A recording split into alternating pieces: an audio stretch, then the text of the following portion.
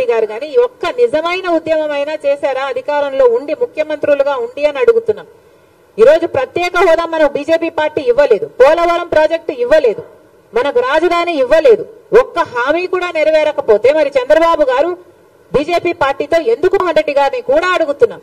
మీరు ఇంకా తెలివైన వాళ్ళు, మీ పొత్తులు కనిపించవు, ఎందుకంటే మీ అక్రమ పొత్తులు, మీ రహస్య పొత్తులు.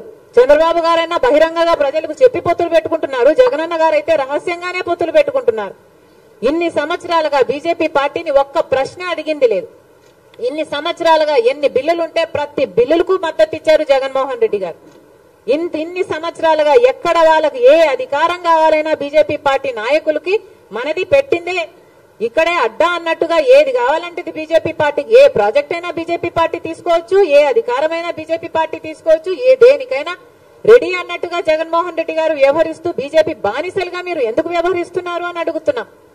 బీజేపీ పార్టీకి తెలుసు అవినీతి చేస్తున్నారు అని బీజేపీ పార్టీ చెప్తూనే ఉంది.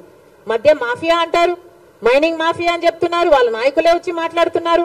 మరి మీకు తెలిసినప్పుడు మీరు ఎందుకు ఏ యాక్షన్ అయినా తీసుకోవడం లేదు ప్రభుత్వం మీద? ఈరోజు మద్యం మాఫియా ఎంత భయంకరంగా జరుగుతుంది. ఈరోజు మన రాష్ట్రంలో మద్యము డిజిటల్ పేమెంట్సే లేవు. ఎవడు మద్యం కొనడానికి వెళ్ళినా క్యాషే, అంటే క్యాషే పెట్టి కొనాలట, డిజిటల్ పేమెంట్సే లేవు.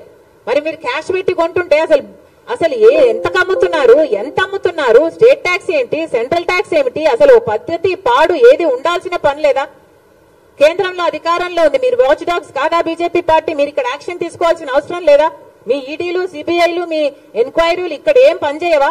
మీకు తొత్తులుగా ఉన్న వారి దగ్గర పనిచేయవు, మీకు వ్యతిరేకంగా ఉన్న వాళ్ళ దగ్గర పనిచేస్తాయి, వాళ్ళని మళ్ళీ లొంగ తీసుకోవడం కోసమే. ఇది ఏం పద్ధతి అని అడుగుతున్నాం. మాఫియా జరుగుతుందని తెలుసు, లిక్కర్ మాఫియా అని మీరే చెప్తున్నారు, సిద్ధమని పెద్ద పెద్ద సభలు పెడుతున్నారు. ఒక్కొక్క సభకి 90 కోట్ల రూపాయలు అవుతుందట. ఎక్కడి నుంచి వస్తున్నాయండి ఈ డబ్బులన్నీ? సిద్ధమని పెద్ద యాడ్ క్యాంపెయిన్ నడుపుతున్నారు.